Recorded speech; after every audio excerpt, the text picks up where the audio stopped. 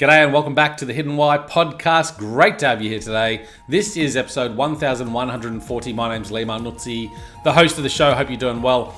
We have a special guest on the show today, Dr. Bradley Nelson. This is not his first time. We actually had him back on the show in 2019 discussing his book, The Emotion Code.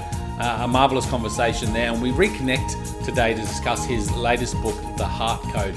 He's grown his practice since then with now over 15,000 certified practitioners across 108 countries.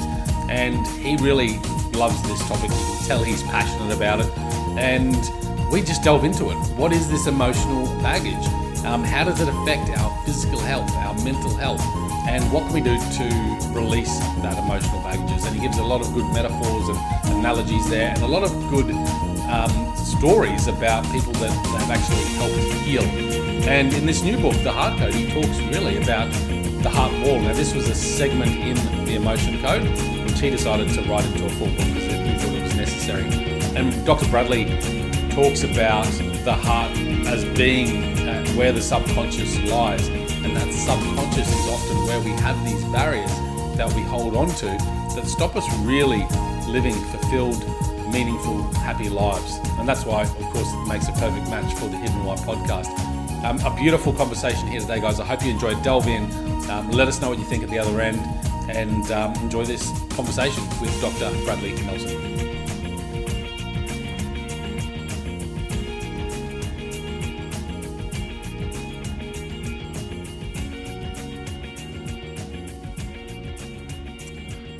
Dr. Bradley Nelson, welcome back to the Hidden Why podcast. Hey, it's great to be back, Lee. You're looking good. You too. It's been a while. I think probably a few years since we had our first interview about your first book, I think it was, The Emotion Code. Yeah. It was the first book, and now you've got The Body Code. The Body Code, yep. Body The Code. Heart Code. All interrelated. Yep. Yeah, the Emotion Code book first came out in 2007. And then we followed, and so then that we republished that in I think 2019. That's what I thought, yeah.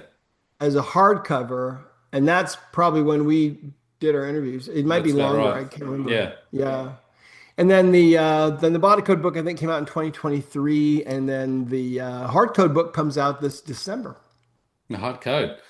So tell us what's changed for you personally since then. Well, our business has grown. Our reach has increased quite dramatically. We have, I think probably the last time I talked to you, we might have had a couple thousand practitioners certified. We have over 15,000 practitioners of the Emotion Code now that we've trained and certified in 108 countries around the world. And so yeah, that's kind of fun, and we're still traveling, and my wife and I travel all over the world and teach. I'll be in Switzerland this coming weekend at the Flow Summit, not this weekend, but the weekend after, in Basel. And then then we're going to be back in Japan in March. So we're all over the place. It's fun. That's exciting. It's fun stuff because this stuff works, and people are finding that out. And so it's kind of an amazing ride. Honestly, it's really fun. That's awesome.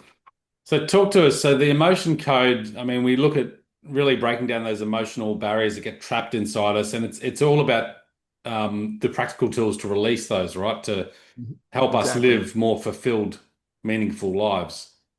Yeah, exactly right. Well, the thing about it is, if you are experiencing physical pain right at this moment, tune into your body.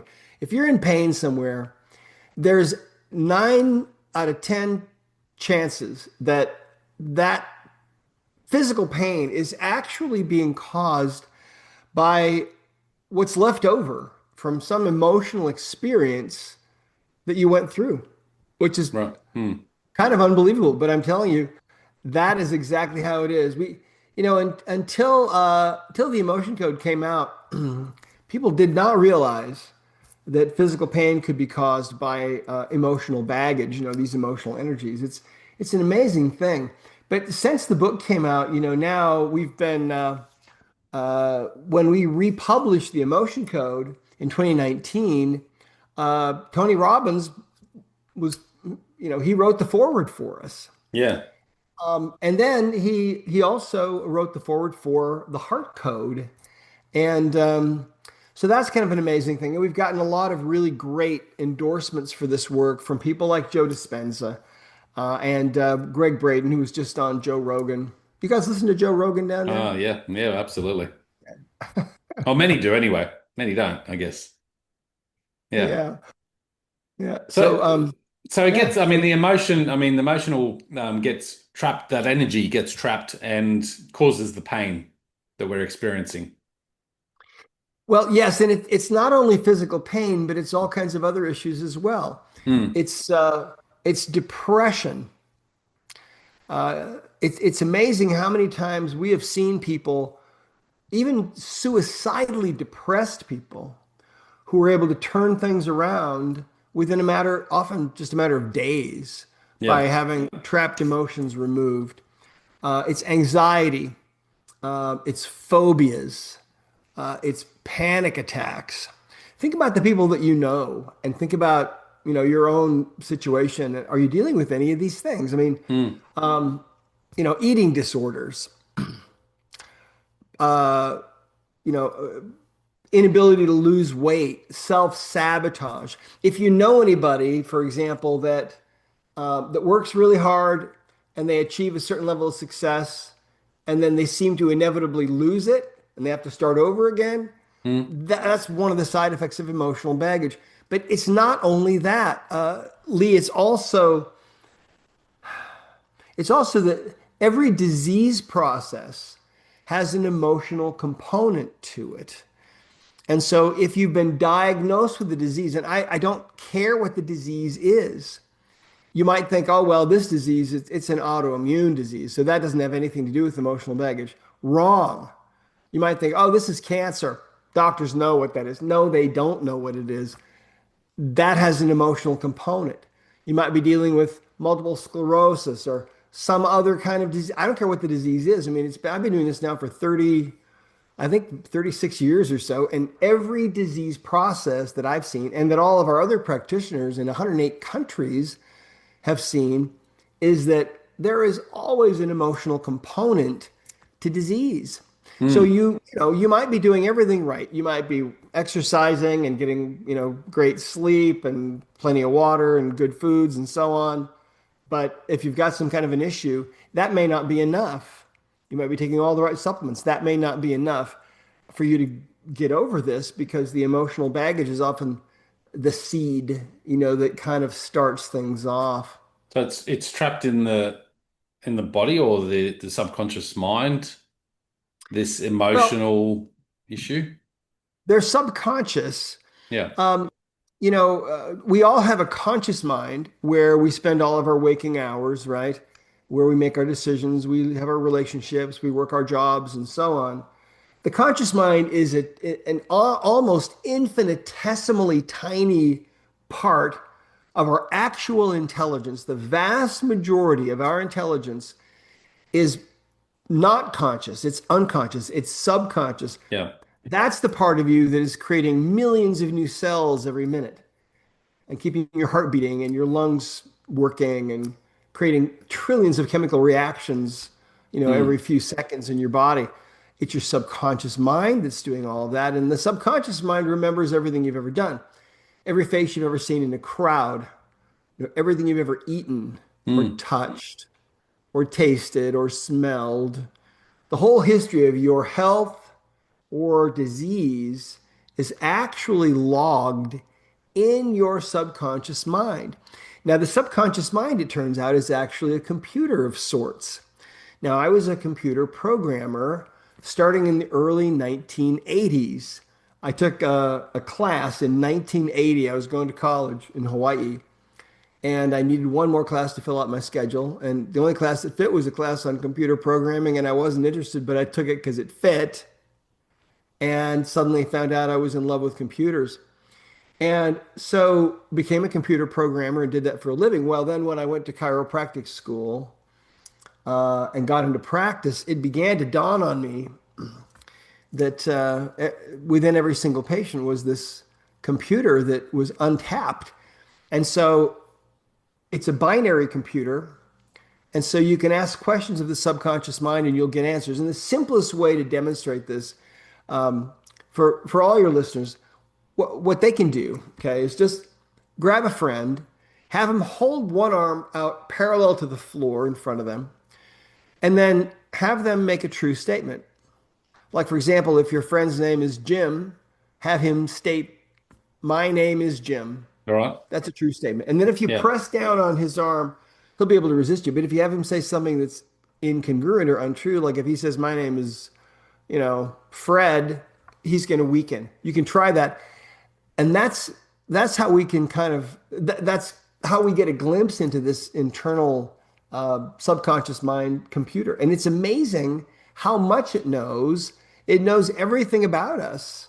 And so all the answers about what's really wrong with us are within. And we can ask questions now and get answers. And that's what all the work that I've created or that I've been able to really channel, you'd say, into the world, the emotion code, body code, belief code, heart code is all, Yeah. it's all from above. But that's what it's all about. It's all Ho- about accessing that internal computer. What's the link between holding your arm out, as in that example you gave, holding your arm out, obviously saying a true statement, and your arm holding firm compared to a Mhm. non-true statement and it weakening? Well, the um, the subconscious mind is kind of like a light switch, right? Normally, the subconscious mind and our muscle strength is switched on. Okay. So if I were to walk up to you, Lee, and if you were to hold your arm out and I were to press down your arm, you'd be strong, right? If you were to say, "My name is Bob," your body would weaken a little bit, not a lot, but just a little, Yeah. for about 3 or 4 seconds. And then it would go back to normal. So it's like the light switches off just temporarily and then it goes back on again. So within that window of time, you'd be weak. But if I wait very long, you're going to be strong again. Mm.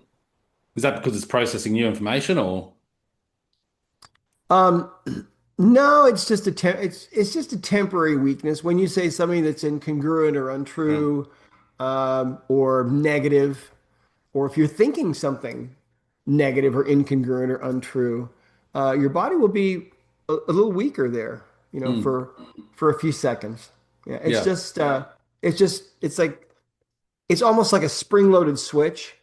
It's like if you've got a light switch in your house that's loaded with a spring, it's normally on. If you pop it down, but it'll pop back up again in about 3 seconds. That's kind of how the body is. I don't know exactly how it works that way. Is that a link to then, uh, your congruency? So how you're living your life, if it's not congruent with your actual values and things like that, you may feel a little bit more deflated, depressed, anxious, etc. Well, I think so. I mean, the further away we are from the will of the higher power, from our true purpose and so on, the further away we get from that, the more trapped emotions we tend to develop, and really the unhappier we are. I mean, if we're living in total opposition to how we know we should be living, we're not going to be very happy, right? Mm. And that's just natural law that's going on. The more we can align our lives with the will of the Father, the source energy, however you want to refer to it, the Yeah. happier we are. You know. So constantly having a practice of tapping into these emotions, these ideas that you share to help release them is going to be better longer term rather than just keep on going because it'll just build up over time. Perhaps that has some link with the midlife crisis potentially. Yeah, well, the interesting thing is, the way I look at it is this. It's kind of like when we're born into this world. Yeah. For the most part, we come in with this really clear, clean energy field, right? But then as things start to happen to us and mom and dad argue, they get a divorce, and then we have breakups, and then we have bad work situations, and we get bullied or beaten up or whatever. We go through all these things and we develop emotional baggage, and each bit of emotional baggage is kind of like a little cloud, like a little dark cloud in this clear, clean energy field that we started out with. So that most people, by the time they get to be an adult, if you could see their energy field, it might look like a storm front that's moving through, maybe with lightning and things even. And with the emotion code, we're able to start removing those clouds so that pretty soon you just have a partly cloudy day in that energy field. And as you keep going, pretty soon there aren't any more dark clouds left.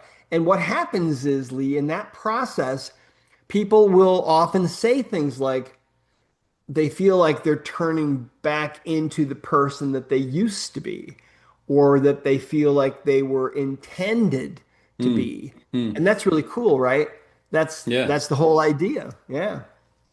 Another way The to look at it, yeah, go ahead.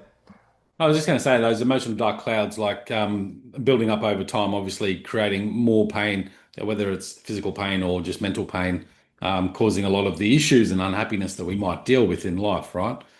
Right. So, how do we tap into understanding what they are and I assume it'd be a regular practice. Yeah. Well, we outline that in the emotion code, right? We Yeah. explain how to communicate with the subconscious mind because these emotions are not known to the conscious mind. They're known to the subconscious mind.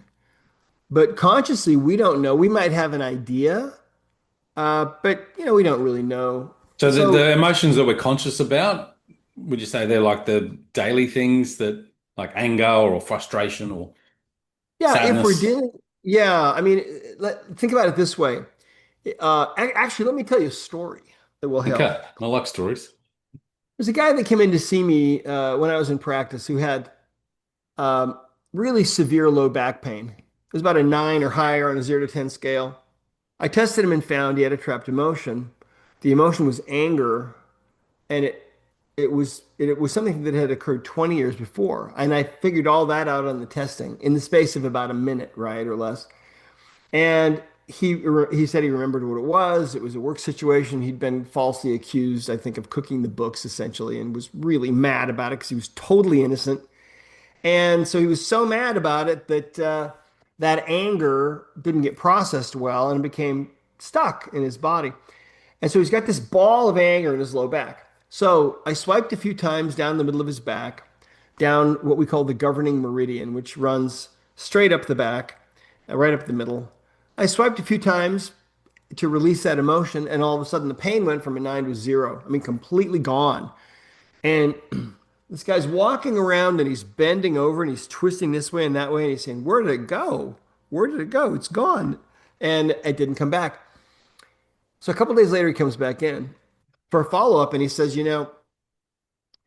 my back still doesn't hurt. He said, "I still can't believe it." But he said, when I came in here, I had a problem going on I didn't tell you about. He said, I've been what you'd call a rageaholic for about as long as I can remember.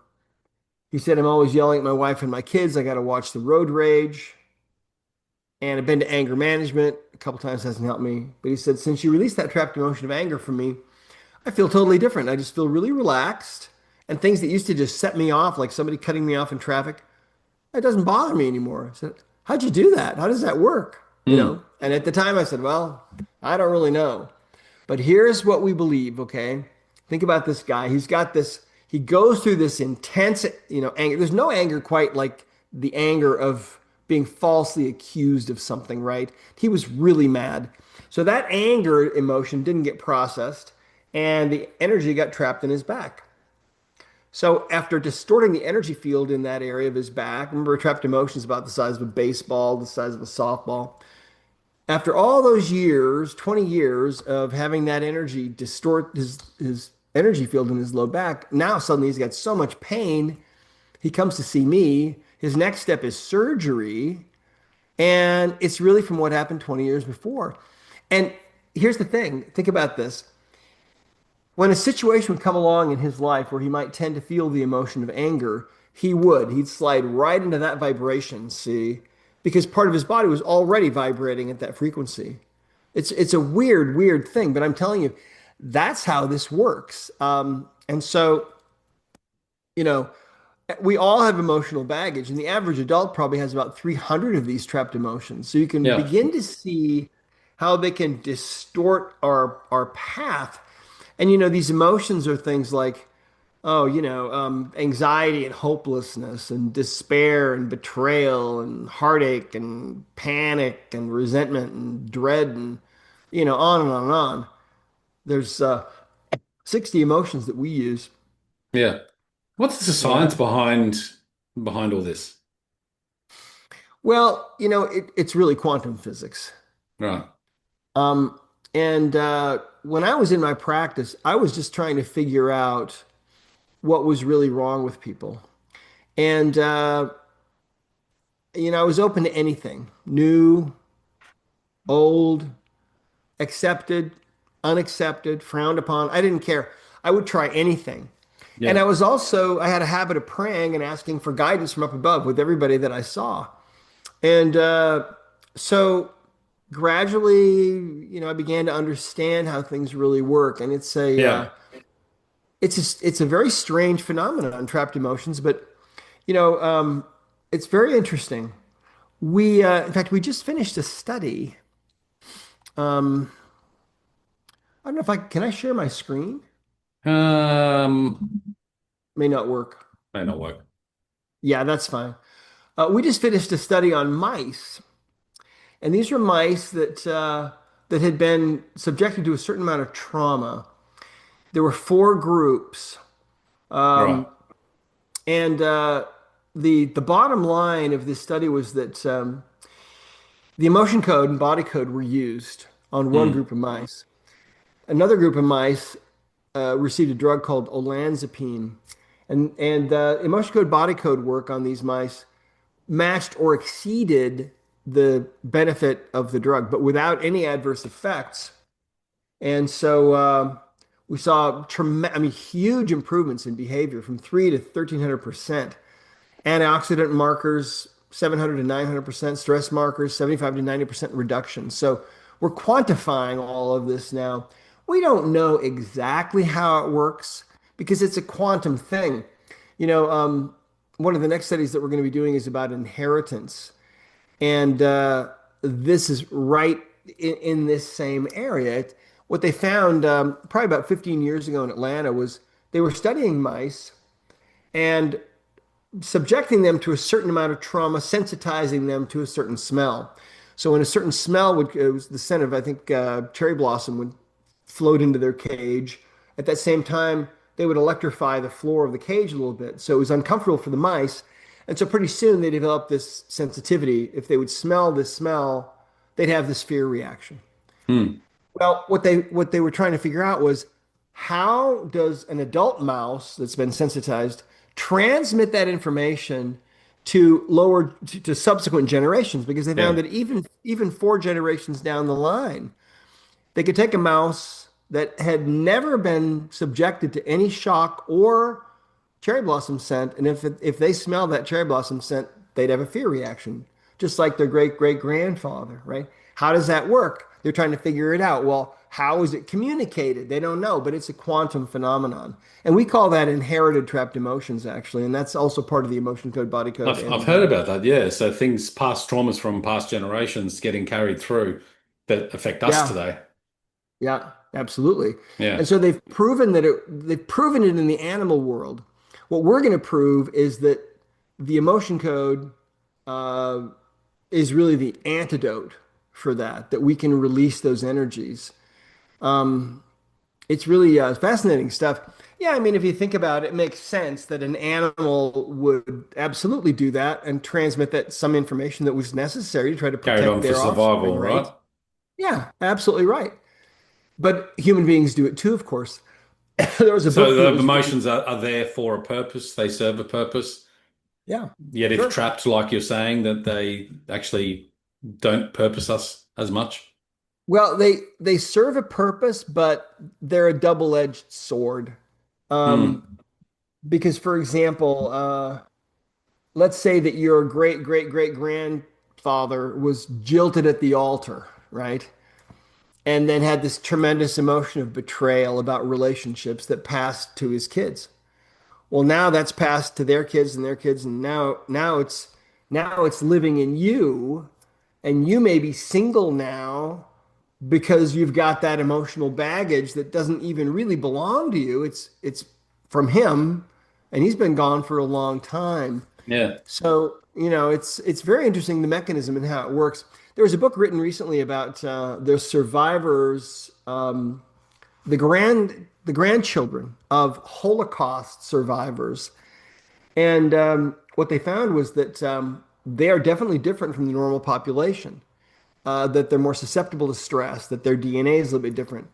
But, if I'm convinced that if we worked on those people with the emotion code and released those inherited energies passing down the line, They wouldn't that get they could passed on. normalize as well. Yeah, I think it would Have fix them. you, have you, I mean, is it possible to release all these bagged emotions to help someone live full, true lives? Or does it always Yeah. come back up and reoccur? Or can you release it and once it's released, it's done? Once we release a trapped emotion, it's gone. It's kind of like taking a credit card. Grab a card out of my wallet here. He's going to cut It's it kind up of in like front of taking us. Yeah, it's like taking a credit card out of your wallet, right? And rubbing a magnet on the magnetic strip that contains the data. Is that data coming back? No, Mm, it's not yeah. coming back. It's gone. So it's kind of like that. Now, the last chapter in the emotion code book is really all about how to prevent developing new trapped emotions, right? All right. Um, and that has to, so in that chapter we talk a lot about forgiveness and how important it is to find forgiveness for yourself and for other people that have wronged you, because the childish way that we deal with things typically is we withhold forgiveness in an attempt to try to get even with the person, but it doesn't affect them. It just dams us, in the sense, in the way that you would dam a river. It stops from really being able to progress. Yeah. And so by finally forgiving everybody, uh, I think you can't really find total peace in your life unless and until you've actually forgiven everybody. And the hardest person to forgive a lot of the times is ourselves, because we were there and we made the stupid mistakes that we made, right? We should have known better. And so sometimes it's really hard for us to forgive ourselves, but we have to, because, otherwise we're stuck. So good forgiveness practice, obviously, as a preventative method. That's one thing. Yeah. I mean, Gratitude, I would um, assume, would be a good thing. yeah, my favorite quote about forgiveness was from a guy named Lewis Smedes. I quote him in the Emotion Code. He said, "Forgiveness is like setting the prisoner free, only to find out that the prisoner was you." Right? And we talk also about pride, and pride is in the sense of being in opposition to other people. It's like being in a state of resistance. And the worst kind of pride is to be in a state of resistance to the higher power. you know and so when we can stop the resistance and allow ourselves to have unconditional love for ourselves, that that goes a long way towards that forgiveness process, Yeah. and a long way towards acceptance, right? Mm, Because when we're in a mm. state of resistance, it just, life doesn't flow. Interesting that thing on pride. Like they talk about it in some religious studies that, pride is not a good virtue. Yeah, it's kind of it's kind of the what do they call it? Like the godfather of all sin, because it's like when Jesus said, uh, "Not my will, but thine be done," right? Speaking to his father. Uh, in other words, my will doesn't matter. I'll just do whatever it is that you need me to do. But when you're in a state of pride, it's like, not thy will, but mine be done. And so if I'm really in a total state of pride, I don't really care what other people are doing. I'm going to do my own thing. And if I hurt people along the way, it doesn't really matter. And you see so much of that in the world now. Yeah. So much of it. Yeah. Yeah. So let's go into the heart code. I mean, you talked about the heart wall, I believe, in the emotion code, correct? Yeah. Mhm. Is that what led you to write this book just about the heart wall? Yes, exactly right. In the heart code, or in the emotion code book, there's one chapter Yeah. about the heart code. And that chapter is called The Walls Around Our Hearts.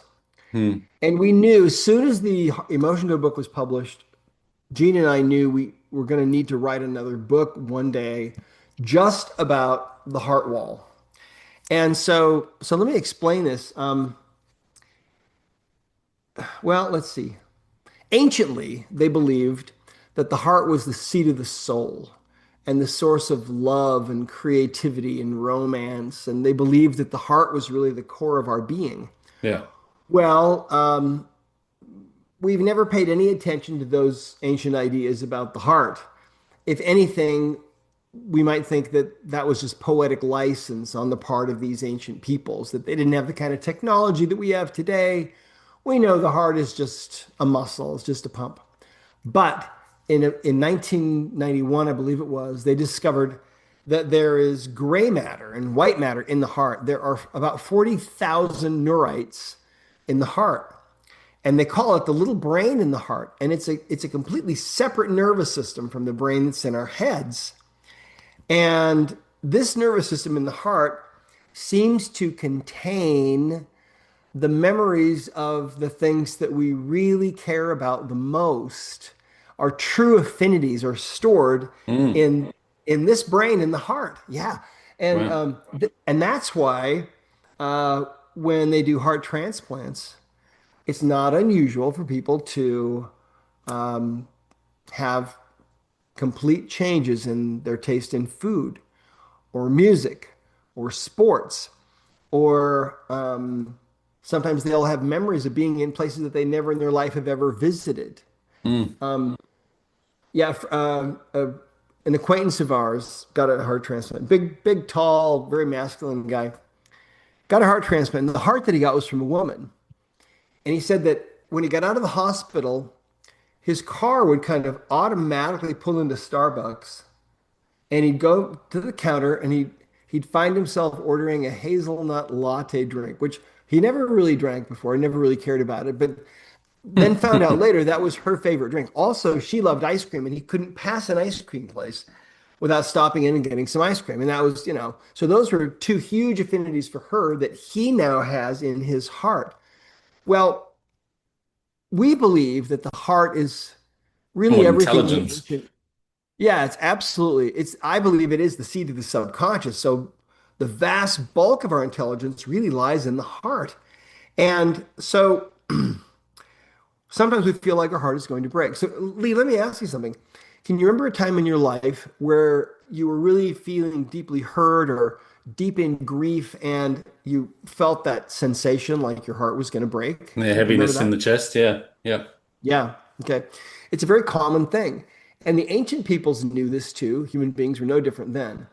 And by the same token, uh, have you ever been in a situation where maybe you're listening to someone sing or perform or, you know, doing something truly from their heart, and you also feel that here? Mm. And Yeah. right? Have you ever had that happen? Yeah. Yeah, I have too. And if you look around, let's say you're in a theater or something, you'll see that there's all kinds of people with their hands over their hearts, and they'll have, maybe some tears in their eyes because their heart's resonating with that person's heart. So, the ancients knew this. So that's why they said the heart was all of these things. And I believe the heart's the seat of the subconscious. Well, when you feel like your heart's going to break because you're really feeling deeply hurt or grieved, and you've got that physical sensation, maybe like an elephant sitting on your chest or like you can't breathe, your heart is under assault in that moment. And so the subconscious mind will start to build a wall around that heart. And that wall is made of layers of your emotional baggage. And we call it a heart wall. And getting rid of that heart wall, by the way, about 93% of people have put up a wall like this, and it's a totally subconscious thing. Mm. You don't know if you have one of these, but most people do. And it's interfering with your ability to really give and receive love, Yeah. to feel the love of the higher power for you, to really be able to create and manifest that perfect creation, that blueprint that's in your heart for the perfect life that you can live. And so, It's kind of there to protect us from further hurt, right? Like exactly. Yeah. from, But totally. But I mean, the problem with it is that when that wall is there, Mm. then it's kind of like living with your heart in a bunker, and it handicaps you in a certain sense. One of the very first women, one of the very first people that we saw was a woman who came in to see me. She had neck pain. It was about a Yeah. 9 on a 0 to 10 scale. And she had seen a couple of other doctors for this, and they hadn't been able to help her. So she came in to see me, and she told me that she was 38 years old. She was a nurse, and she was single and hadn't dated in 8 years, and she was never going to date again. She was going to die single, and she was really serious about it. And I said, "Well, how did you arrive at this? I mean, why do you feel this way?" She said that 8 years before, she was really deeply in love with this guy who betrayed her and broke her heart. And so that was it. She hadn't dated since then. Was never going to date again. So when I tested her, I found that she had put up a wall, a heart wall. She had a heart wall. There were three emotions making up this wall. So when I cleared the last one of these emotions, and by the way, they all had to do with the breakup from 8 years before, like Yeah. grief and sorrow and so on. When I cleared the last one, all of a sudden, the neck pain was gone. It was a 9, it went to 0, boom, just like that. And she left the office feeling totally fine and didn't come back for 3 months. When she came back in to my office, I'll always remember this. I saw her in my hallway and I said, "Hey, I haven't seen you for a while. How are you? What's going on?" She said, "My neck has been fine since I was here, but," she said, "you cleared that heart wall for me. And that really works." She said, "About 2 weeks after I was here, I found out my childhood sweetheart has been living right around the corner from me for almost 8 years. And we're dating and we're in love. And I think he's going to ask me to marry him." Right. Hmm. And I thought, well, wait, I thought you were celibate, but no. And so it's amazing what happens. About a month ago, one of our practitioners told us that she was working on a very elderly woman who was in a nursing home, who'd been a spinster all of her life and never really had a long-term relationship or anything. And she cleared her heart wall. And a week later, she reports that she's fallen in love with another resident, this guy down the hall at the nursing home. So there's no age limit, right? But Yeah. that's one of the huge aspects of this. Listen, Lee, the reason why we have a goal to open 1 million hearts. We're trying to we're trying to get as many of these heart code books out into circulation as we possibly can because people need to know this. They need to understand this Hmm. because people have told us for the first time in their life when that wall is taken down, they know what it's like to feel love. They know what it's like to feel joy. People have told us that for the first time in their whole life, they're able to feel the love of the Creator for them. I mean, think how profound that is. It's just, Life changing for the individual, but globally as well for everyone. This well, would right. have a Think big about it. impact.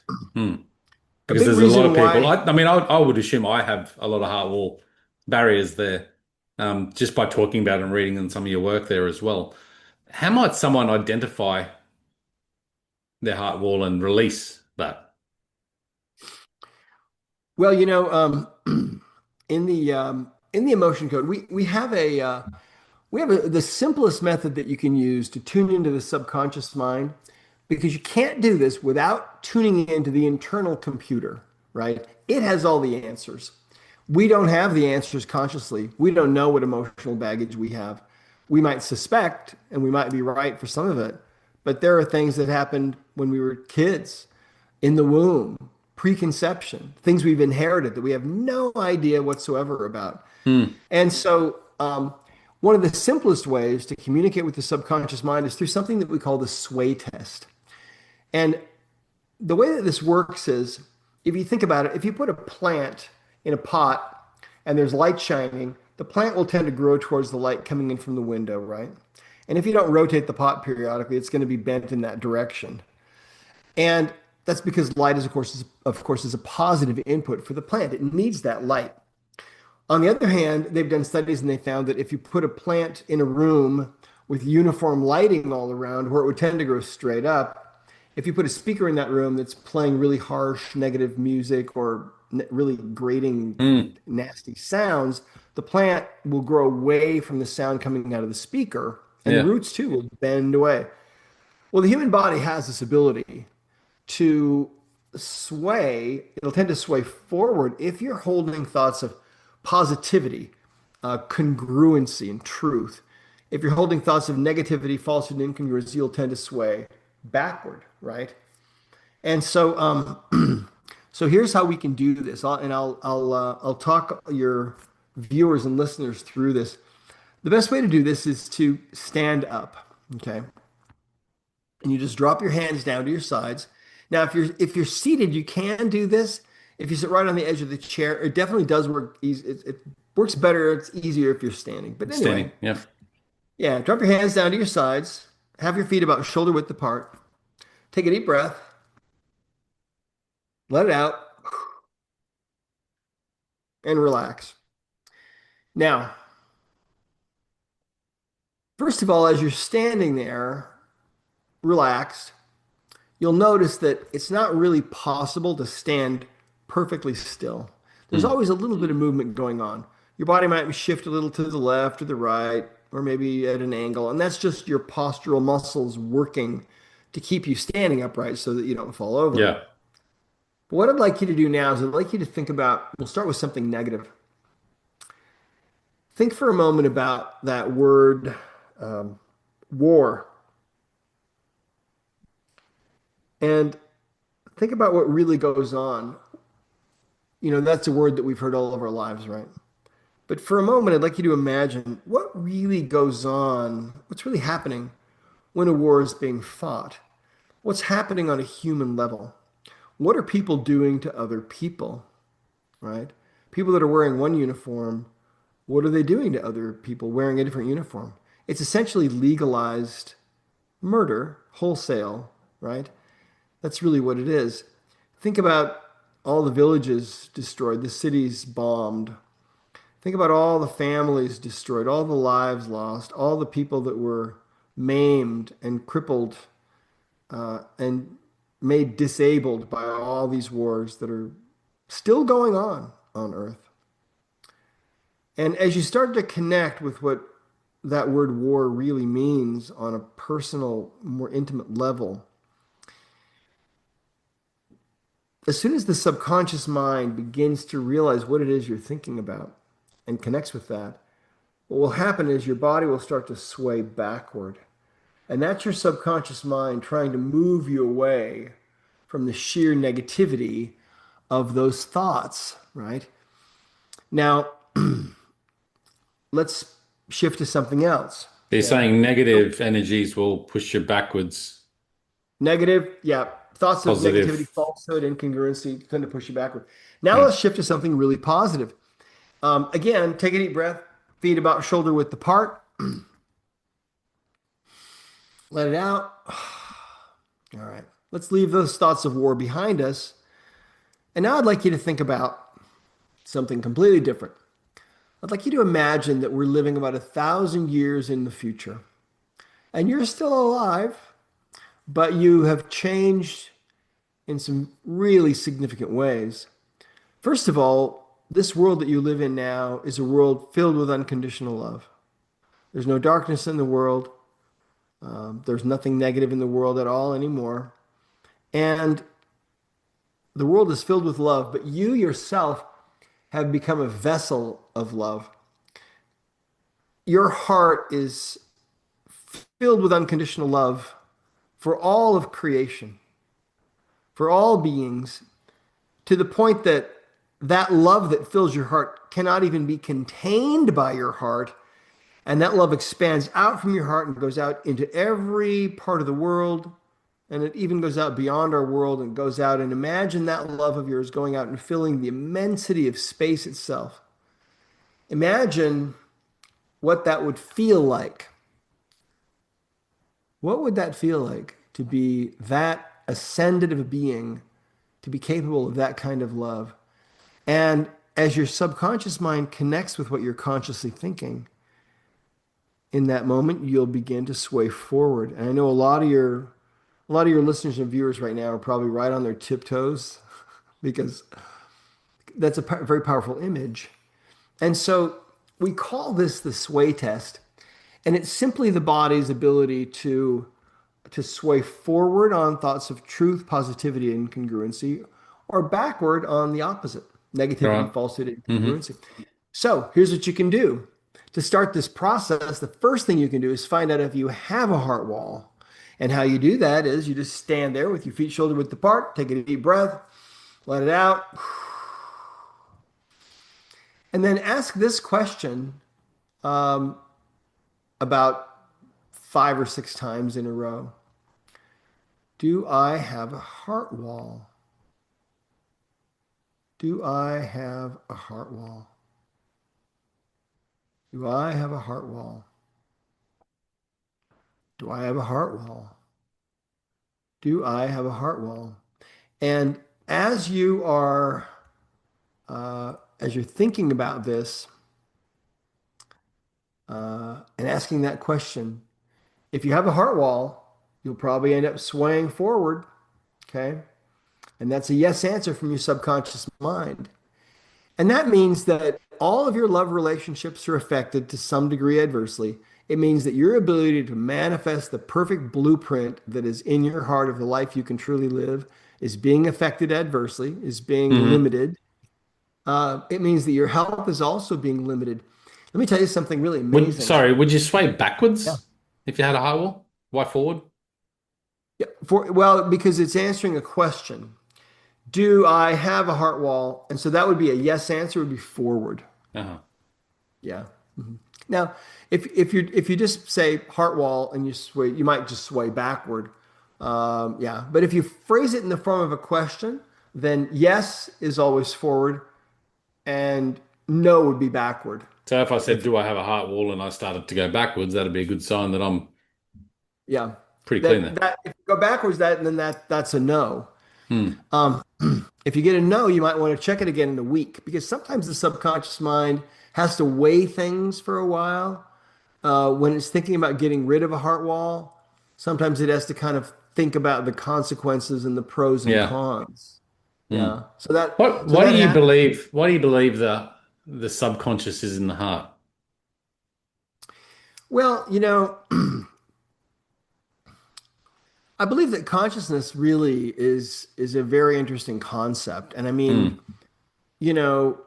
what are we really? Well, we're so many pounds of skin and bone and muscle and nerve and and blood vessels and organs, and you could pile all that onto a table, but that wouldn't really be you still.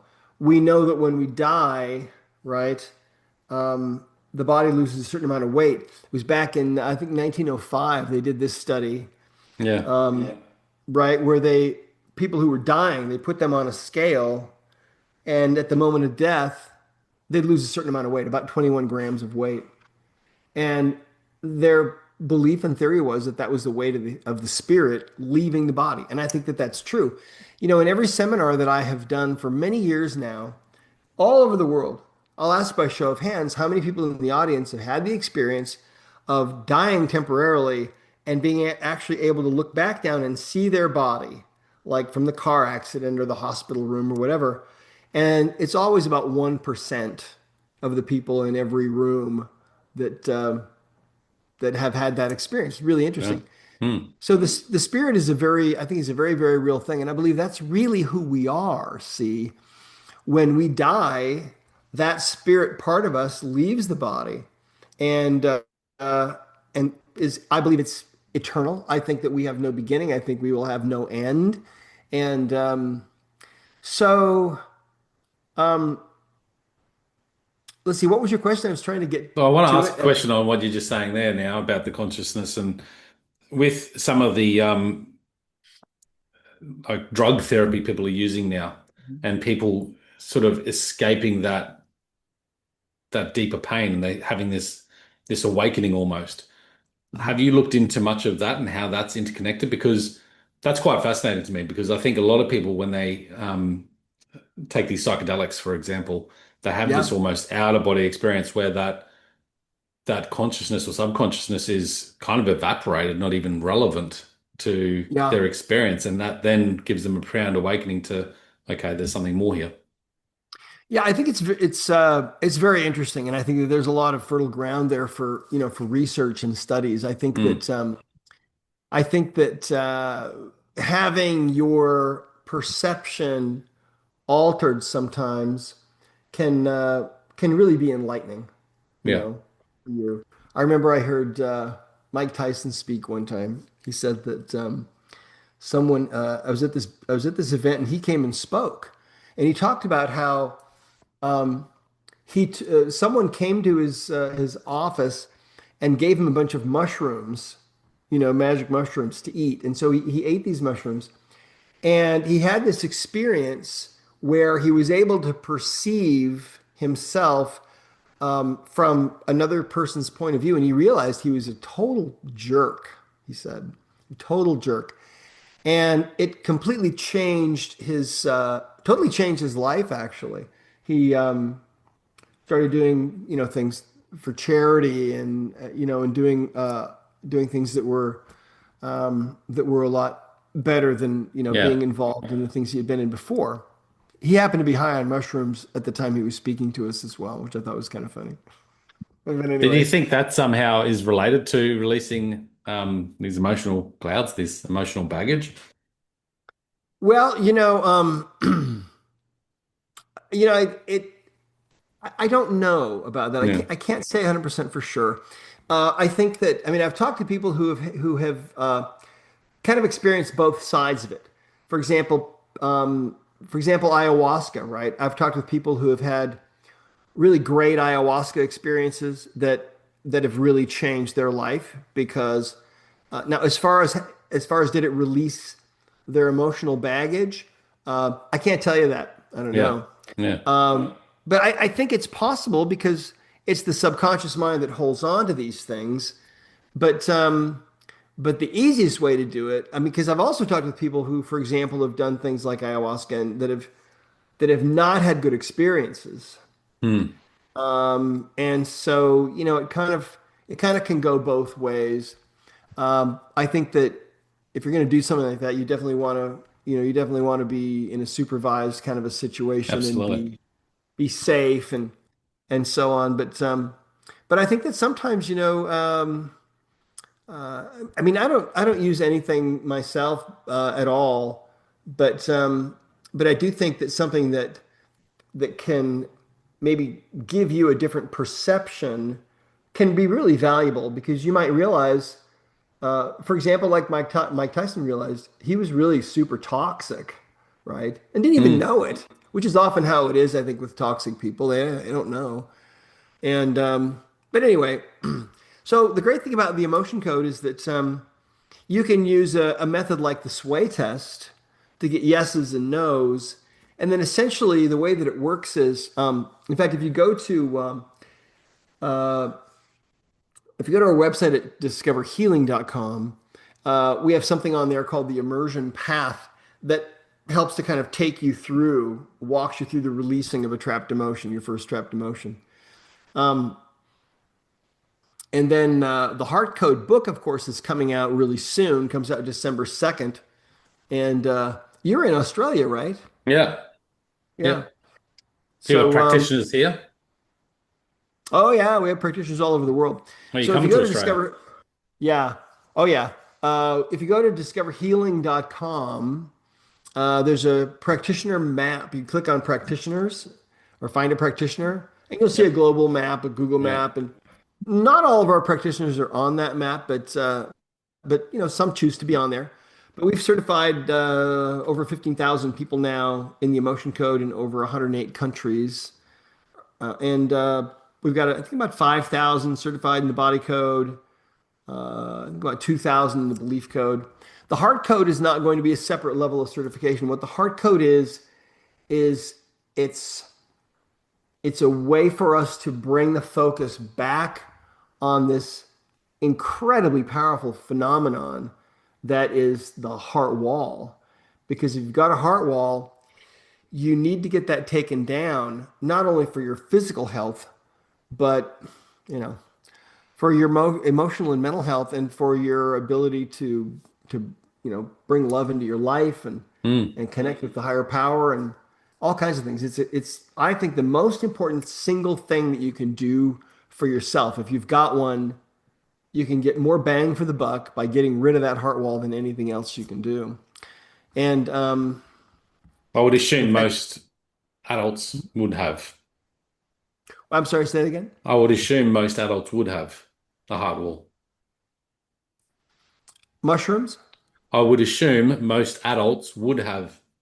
Oh, yes. Sorry, I'm a little bit hard of hearing, and I'm the speaker's Your kind of audio is not tinny. So correct. sorry. Yes. Well, 93% of people have a heart wall. Yeah. Exactly right. Yeah. Mm. And so, So, best place to go to find out more is discoverhealing.com. yeah, actually, what you can do is, yes, exactly right. Discoverhealing.com. But if you want to pre-order the emotion code book, Yeah. you can go to my personal site at Dr. Bradley Nelson. That's DrBradleynelson.com, and you can pre-order the book. And if you're in Australia, what you can do is you can pre-order the book, and you're you know you would be making a donation of the books to people to libraries and things. Um, the If you want to order, yeah, but you can get, for example, if you order, oh, let's see, anywhere from 5 books to 49 books, you get a personalized free 30-minute heart code session with one of our practitioners. Um, we're doing a big sale right now, um, trying to really trying to get the book, to a wider audience, etc. So that's at drbradleynelson.com. So if you, Yeah. yeah, otherwise you can go to Amazon. What do you guys have? Amazon.au or Amazon, what? yeah, .au. Yeah. So There we'll you can we'll stick the pre-order. links in the show notes there. I can see on the website there, Dr. Bradley Nelson. You've got yeah, pre-order specials as well, where you can order, more books and get gifts with it. It Yeah. will be on Amazon 2nd of December, Yeah. the hard code. All the books, other books are there as well, so we'll put the links in for those as well. Yeah. Interesting stuff. Yeah. I think so. It's a lot of fun, and I've devoted my life to getting this information out to the world, and it's amazing to me to see people learn the art of healing. I believe that everybody that's born into this world has a birthright to be able to heal themselves and their family members and their loved ones. So most things can be helped by just removing emotional baggage. There's always going to be a need for Western medicine. We're not trying to teach people to be doctors or anything, but we are trying to help them regain this lost ability to heal, and they can Hmm. do it. And it works. Yeah. Backtracking a fair bit here, what got you into this practice? Well, when I was 13 years old, I had kidney disease, and there was nothing that could be done for me medically, and nothing to offer. And I had about a 50-50 chance of surviving. And my folks took me to see some old time holistic doctors that started working on me and pulled me right out of this disease. And so I decided, okay, this is what I want to do with the rest of my life. And they were very discouraging when I would tell them that that's what I wanted to do. Because they would say, if you go to chiropractic school or some school of natural healing, they'll fill your head so full of fixed ideas, you'll be like a zombie when you get out of there. You won't even be able to think. And so then I got into computers, and then it was really a very powerful answer to prayer that brought me back to going into the healing arts. And I'm so glad, Hmm. because I'd still be a computer programmer, except for the fact that my dad uh, asked me this question in 1984. He said, "Are you sure you don't want to go to chiropractic school? It seems like a great career, and you've always wanted to do that." And I said, "No, I'm going this other direction." He said, "Well, why don't you think about it one more time?" So I did, and I'll have the it. rest is history. Yeah. Well, cool stuff. And next for you, what's next on the agenda? You're going to talk about the inheritance of Well, emotions. yeah, we've got more books we need to write. Need to write another book about, the ancestral connection and how releasing these emotions helps those people that are, on the other side. Yeah, yeah. We haven't written that one yet, but we'll probably get that one done here pretty That's soon interesting. too. Yeah. Mate, it's been legendary. Thank you for coming back on the show for a second round, and all the best for the book launch. Hope it goes well. I'm sure it will. You're doing great things around the world, so good stuff. Thanks so much, Lee. Great to talk again. It's good to see you Guys, again. Take care. you too. You can check it out, thehiddenwhy.com. Until next time, peace, passion, and purpose. See you again. So let us know what you thought about our conversation today. Dr. Bradley Nelson doing amazing work around the globe. If you are interested in this topic and want to find out more, the links will be in the show notes for Dr. Bradley Nelson. The links which he mentioned as well, so make sure you jump in there, click the links and check out some of those offers that he's got as well, including the book offers for the Heart Code. By the time this is released, it'll be close to being on Amazon, available to purchase. However, you can pre-order the books with special gifts as well. And I'll stick the links in the show notes for you. As always, here to help you live more fully, have more meaning, and find more joy. If you're searching for that and we can connect, I'd love to have a conversation with you, a free 15-minute consultation, and understand what your goals are, what you're trying to achieve, and what we can do to help unpack that and move you closer to where you want to head. So enjoy this conversation and all conversations on the Hidden Why podcast by subscribing.